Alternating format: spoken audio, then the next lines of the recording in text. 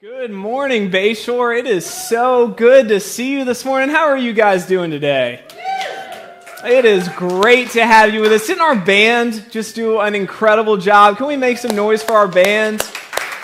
Man, they killed it. I'm always a little bit biased when my wife's playing drums, but I think we have such an awesome band. It's so good to see you guys here in the basement. It's great to have our online family joining us through Facebook Live, through YouTube, through the podcast. Can we make some noise for our online family today? Guys, my name is Cotter, and I'm the Next Steps pastor here at Bayshore, and I'm so pumped to hang out with you this morning. We are currently in this series called Love Rules, and it's so fun getting to talk about love this time of year. And look, Valentine's Day was last Sunday, but guys, if you forgot chocolate or flowers or dinner, it is better late than never. Just a quick little pro tip there. This summer, my wife Emily and I were going to be celebrating our 6-year anniversary, which is crazy. It feels like it was like just yesterday. But when we got married, my grandparents' present to us was super generous. They sent us to an all-inclusive resort in the Dominican Republic. And it was awesome. But I'd only been out of the country like 2 times in my life before that. And one of those times was I went about this far into Canada when I went to see the Niagara Falls. So I hadn't been out of the country very much. So we were going down the Dominican Republic, and we were staying at this place on the beach. And it was one of those beaches, not one with like a bunch of waves. It was one that was real calm and relaxed. So they had all these different water activities that we could do. And one of the activities that they had for us was we could sail a catamaran. Now, Emily got super pumped about this. Her family grew up on boats. They would always go on boats. She has all kinds of boating stories. Our family, whenever we tried to go out on a boat, the boat wouldn't start. And I would always get seasick. I also have this fear of if I'm on a boat in the ocean, that I'm going to end up in the middle of the ocean and I'm going to die. So I'm not really a big fan of boats, but we'd been married for about 3 days at this point, so I still had to be like, yeah, I'm totally down with going out on a boat. So we talked to this guy at the resort, and he hooked us up. He took us to the catamaran. He took it down to the water, and he said, all right, here you go. And I thought that was the moment where he was going to give us instructions and say, all right, here are your life preservers, and this is how you don't die, and this is how you steer it. Nope, he just said, here you go. Now, we're going to put a picture of a catamaran up on the screen. That's sort of like what ours looks like. I'd never seen one in my entire life before. I barely knew how to pronounce it. So I want to show you this in case you haven't seen it. Now, something to notice about this, there's no steering wheel. Now, if you're a boat person, you might be like, yeah, of course there's no steering wheel. It's a catamaran.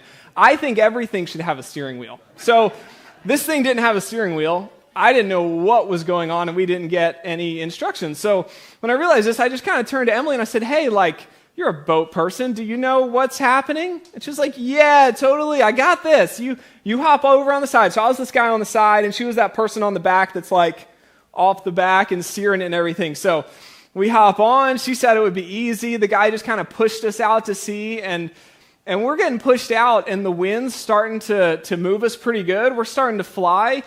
And when we look back, the guy's getting further and further away, and he's yelling. His arms are flying. I don't know what he was saying. He was too far away at that point, but he looked really, really worried. So I turned back to Emily and I said, do you know what's going on? She said, no, I have no idea what I'm doing right now. So meanwhile, there's boats everywhere, like all around us. There's other catamarans. There's people all around. The wind is really getting into this thing. So we're like flying at this point. And I just felt like, all right, this is it. We've been married for 3 days, and now we're going to die a lonely, horrible death off the coast of the Dominican Republic. This is going to be the worst. So we're flying out, but we were committed. We could not turn back. Our boy on the beach couldn't rescue us at this point, and we had no idea what we were doing. We didn't have our phone, so we couldn't YouTube a video of how to sail a catamaran. We're just flying out to misery, and it was not looking good. But we were committed. So I looked at Emily, and I was like, we got to figure this out. And I don't know if you know this about me. I love playing video games a lot. So I was like, all right, I played a lot of video games. Maybe I could just stare at this boat and figure it out. And so I stared at it for a little bit, and I said, hey, Emily, let's try this. Let's switch. So I hopped on the back, and I don't know what happened. I don't know if the Holy Spirit took over. I don't think I stayed at a Holiday Inn Express the night before, but something happened and I figured out how to sail this catamaran, like perfectly. I slowed us down. I brought us back in close to shore. We were kind of weaving up and down the coast and we just kind of had a peaceful time for like an hour. It was completely crazy. And in that moment when we were just kind of flying out to sea and what I thought was going to be our death, we were committed and we just had to figure it out. We were going to either end up like Tom Hanks in Castaway or we were just going to have to figure something out. And we were committed. There was no going back at that point. And so today we're talking about love, and we're going to talk about this really cool story from the Bible that teaches us about how our love for others should be committed. It should be love that doesn't give up. And today we're not just talking about marriage love. In this series, it's really cool because we're not just talking about love in marriage. We're talking about love in all relationships, with your family, with your friends, with your coworkers. And love is something that affects all of our relationships. And in this story, we're going to learn how our love for everyone is stronger when we're committed to standing by those that we love. So today we're going to be in the book of Ruth. It's a book from the Old Testament. And if you've got your Bible, or if you need a Bible, we've got free Bibles out in the lobby on a table right through those doors. And if you have your phone and you need a Bible app on it, I'd really recommend getting the Bible app. It's totally free. It's amazing. I've been listening to the Bible on audio lately, and it's awesome. So we've got that for you. Otherwise, if you don't have a Bible, we'll have these verses up on the screen this morning. So we're going to be in the book of Ruth, chapter 1, and I want to give you a little bit of a background on where we're hopping in this morning. So at the start of the book of Ruth, we're introduced to this woman named Naomi. And Naomi and her family, they were leaving her homeland because there was a famine there. So as soon as they arrived in this new place, her husband died. Then her sons got married, but 10 years later, both of her sons died as well. So they're in this new place, and Naomi's husband and her sons, the only family she had all died. And the only people that she had with her were 2 daughters-in-law. So at this point, she heard that the famine in her homeland was over. So she was going to travel back to her home, and she asked her 2 daughters-in-law to join her on that trip.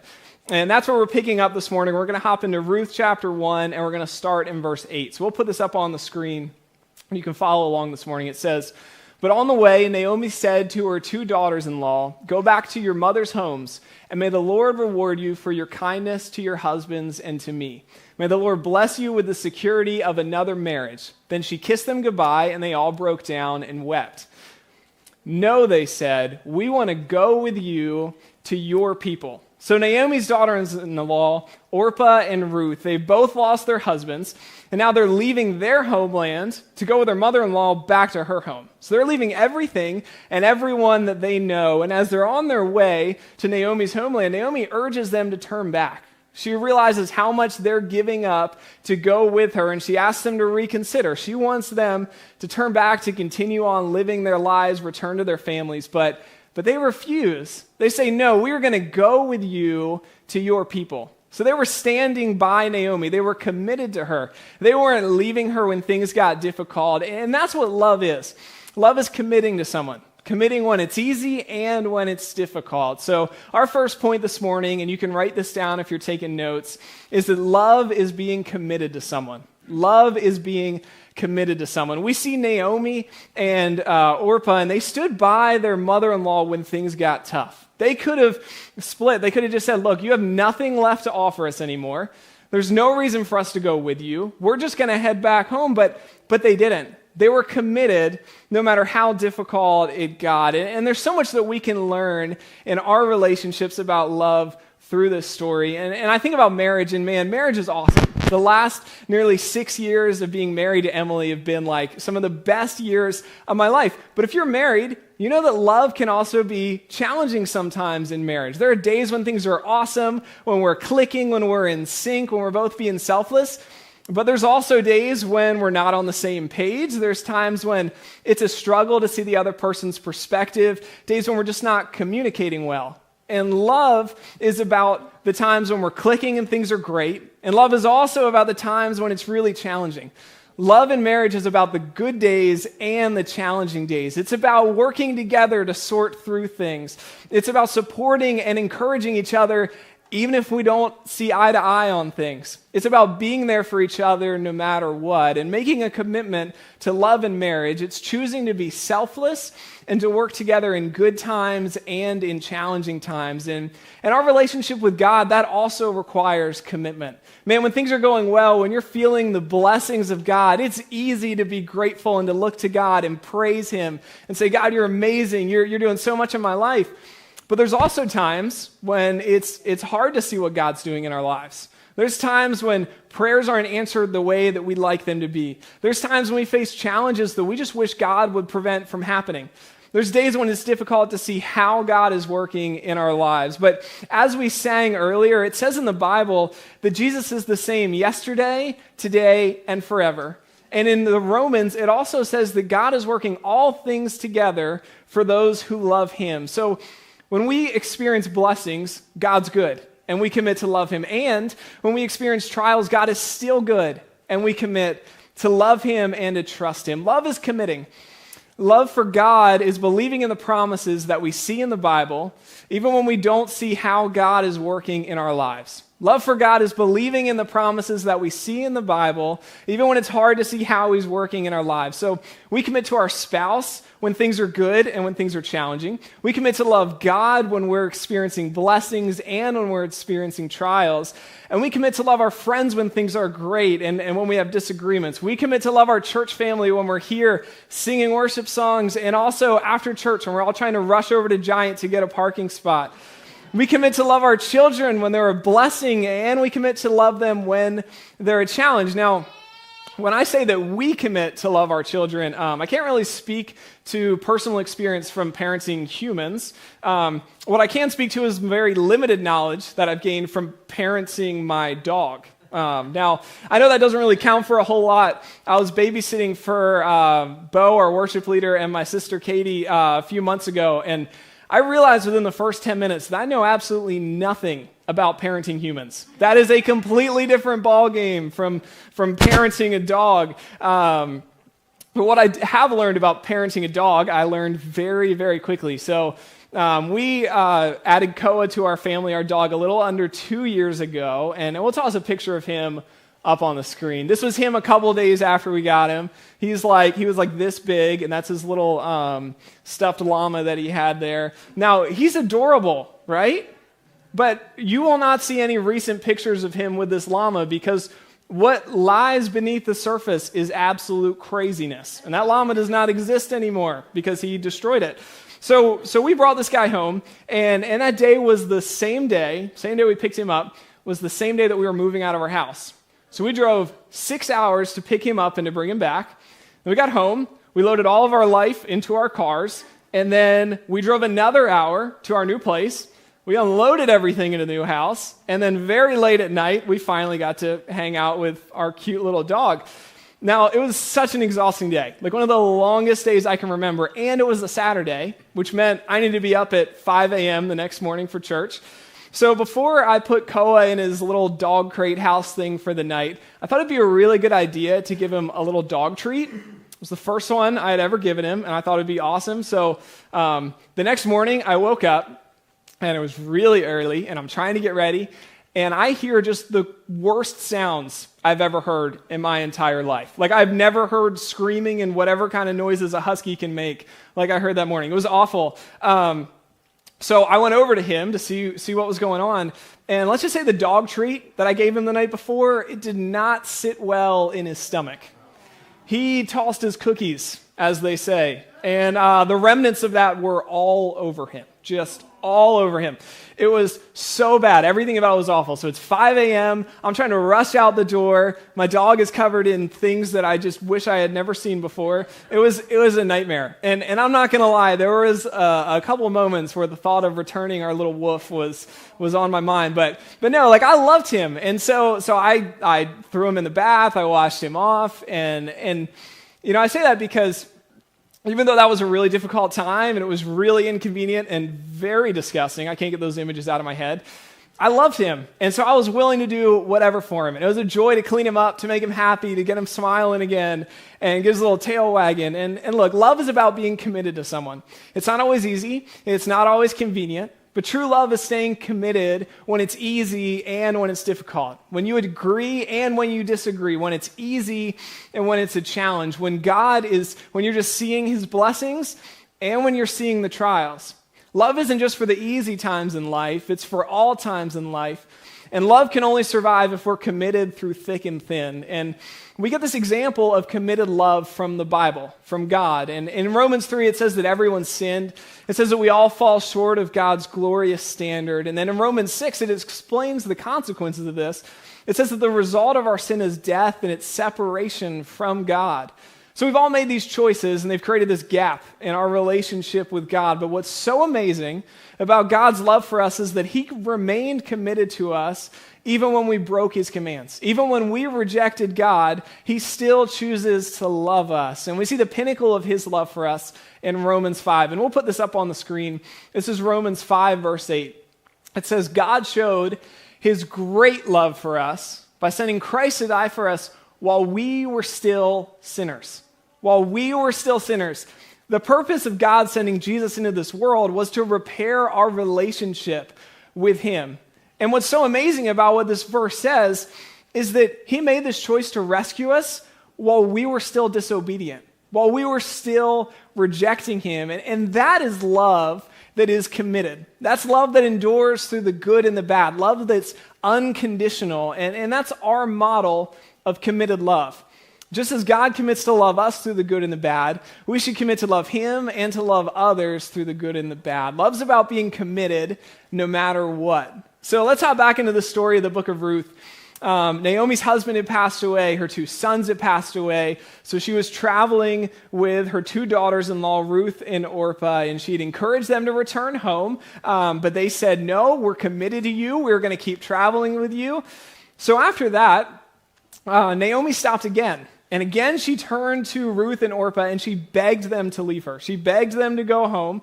Naomi said she had nothing left to offer them. And look, Naomi had lost a lot. She had lost the 3 people that were closest to her. She was living in this foreign place. So understandably, she was really sad. And honestly, Naomi was a bit of a bummer.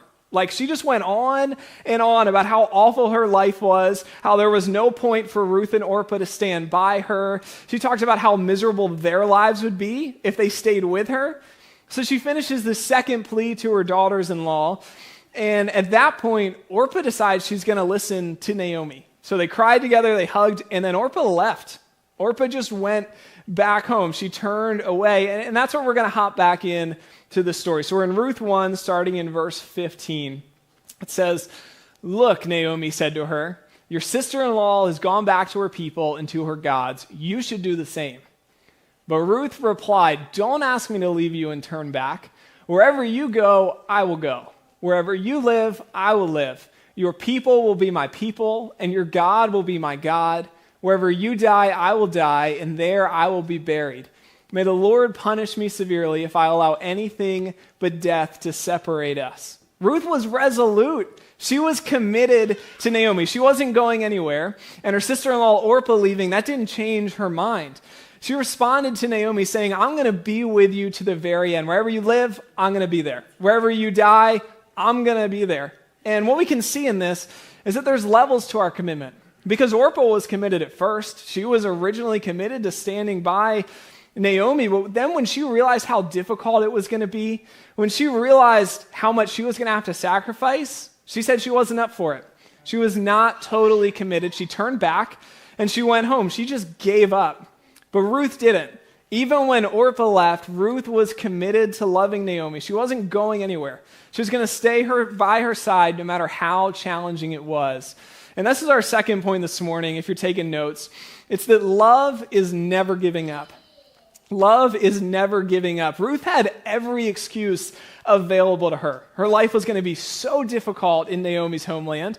Naomi had nothing left to offer her. She had nothing to look forward to. Naomi even gave her a free pass to turn back. She said, "Look, you can go back, no worries. You can go to your family, and it'll be so much easier." She could have left totally guilt-free.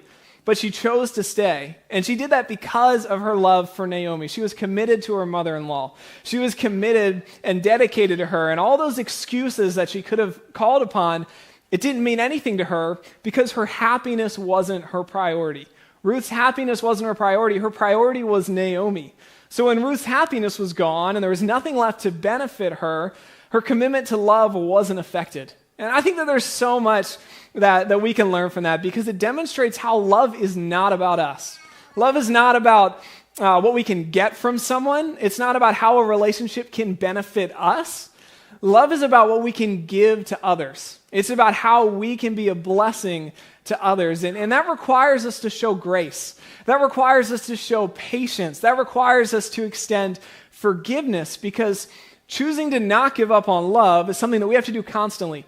Not just every day, but multiple times throughout each day. There are so many times with our spouse, with our coworkers, with our friends and our parents where we have to choose to not give up on love. Times where we have to let go of bitterness. We have to choose to let go of things that offend us and things that make us angry and frustrate us. And instead, we have to choose to be committed to love because being committed to love, it's not what comes natural. Holding on to times when we get offended and things that annoy us and pain that we're caused, holding on to that kind of stuff is very natural for us. It's so much easier to get offended than it is to show forgiveness. It's so much easier to get angry than it is to extend grace. And that's why we have to choose to not give up on love. Because choosing to love, it's a difficult, conscious decision that we have to make. Now, I had this friend in college who, just being totally honest, he was one of the most difficult people to love that I've ever been around. Does anybody know anybody like that? Don't point to your spouse right now. It's definitely not the time for that. But so this friend was awesome sometimes. He was a cool guy. We had a lot in common. We'd play sports together and video games together. We'd watch movies. He was a great dude. But he would just kind of say the most offensive things ever. Like if I was having a bad hair day, and that happens a lot, he'd just call me out in front of a bunch of people. And if I was having a rough day and I was like, man, my day's hard, he'd be like, well, you need to get over it. I don't care how your day is. And if I was struggling in class, he'd be like, yeah, you're struggling because you're not smart enough. He was brutal, like super honest, no filter. And at one point, I just kind of had enough. I kind of needed some space from that friendship. And I was telling one of my other friends about this. And he said, dude, did you know that guy's parents are going through a divorce right now? And it's like really, really hard on him. And so all this stuff that he says to other people, all these rude things he says, that's just him taking out the anger that he has from all the hurt in his life on other people. And that hit me. Like that really hit me because all that I saw was how this guy was offending me. All that I saw was how his words were affecting me and hurting me. And I was holding on to my offense, not putting myself in his shoes. I wasn't thinking, how can I show grace to this guy? Or what could be going on behind the scenes? I was just thinking about myself. And it's so natural for us to hold on to times when we're offended, to hold on to hurt, to hold on to harsh words that people say to us. But when we commit to not giving up on love, then we'll be able to show grace when we're offended. We'll be able to empathize with others. We'll be able to think about their needs instead of our own. Love doesn't give up. So we can't give up on our friends when they say rude things. We can't give up on our coworkers. We can't give up on our kids or our pets when they're acting crazy and difficult and you feel like you're raising monsters. We can't give up on our spouse when we don't see eye to eye, when communication isn't great, when we're not on the same page. We can't give up on God when we experience trials or when our prayers aren't answered the way that we expect or when we can't see how He's working in our lives, because love doesn't give up no matter what. And God promises that He's always committed to loving you. God will never give up on loving you. And one of the coolest places that we can see that is in the book of Psalm chapter 136. And we'll toss this up on the screen. I came across this chapter this week, and it totally blew my mind. I don't know if I haven't seen it before, but it's just one of the coolest chapters in the entire Bible. So we'll read this together. It's Psalm 136, starting in verse 1. It says, "Give thanks to the Lord, for He is good. His faithful love endures forever. Give thanks to the God of gods. His faithful love endures forever. Give thanks to the Lord of lords. His faithful love endures forever." This is one of the most amazing chapters in the whole Bible because it's got 26 verses, and 26 times it says, His faithful love endures forever. God's love for you never gives up. God's love for you will last forever. Now, when we saw Orpah Orpah's love gave up. Orpah gave up on Naomi. She gave up on Ruth. When things got tough, she turned back. She went home when she faced trials. Her love did not endure through the challenges that she faced, and she gave up. But God's love never gives up. God's not going to decide to stop loving you when things get tough.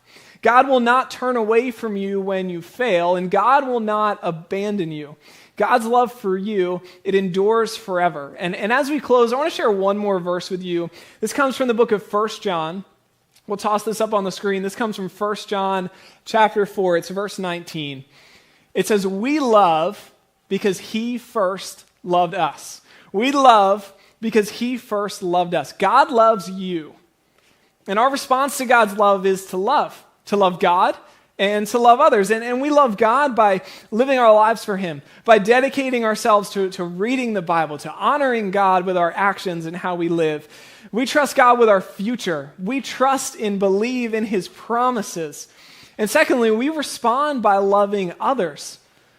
We love our neighbors. We love our children. We love our family. We love our spouse. We love our coworkers and our friends and even strangers. And our love for God and our love for others, it doesn't fail. It doesn't give up when we face challenges. We don't stop loving when things get difficult like Orpah did. We continue in love, and we commit to love no matter how it affects us. Just like Ruth. Ruth hung in there. She stayed with Naomi when it brought no benefit to her. She stayed with Naomi even though it was difficult, even though it was painful, even though it was challenging. So we keep our love for our spouse and for our family and for our friends no matter how challenging it is. No matter what it costs us, we put others before ourselves. We commit to loving them no matter how tough it is. We extend grace. We show forgiveness continually. And God doesn't give up on us either. No matter what, no matter how many times we reject him by breaking his commands, he promises to never leave us. He promises to always stay with us. He promises to show us grace and to give us forgiveness.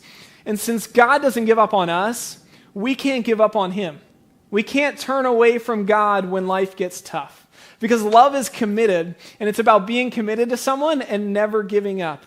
And we love because God first loved us. And look, if you're here this morning, or if you're watching online, or if you're listening to the podcast, if you haven't accepted God's love before, if you haven't placed your hope and your trust in Jesus, make today that day. Make today the day that you declare that Jesus is your Lord. Because if you choose to live for Jesus, his love for you will never give up. Let's pray. God, I thank you so much for today, and I thank you so much for the love that you have shown us. I thank you so much for how you've given us this example of love that never fails, love that never gives up. I pray, God, that you would help us to see that love that you have for us in our lives. I pray that it would be real to us, that we would understand the sacrifice that you made by sending Jesus to die for us.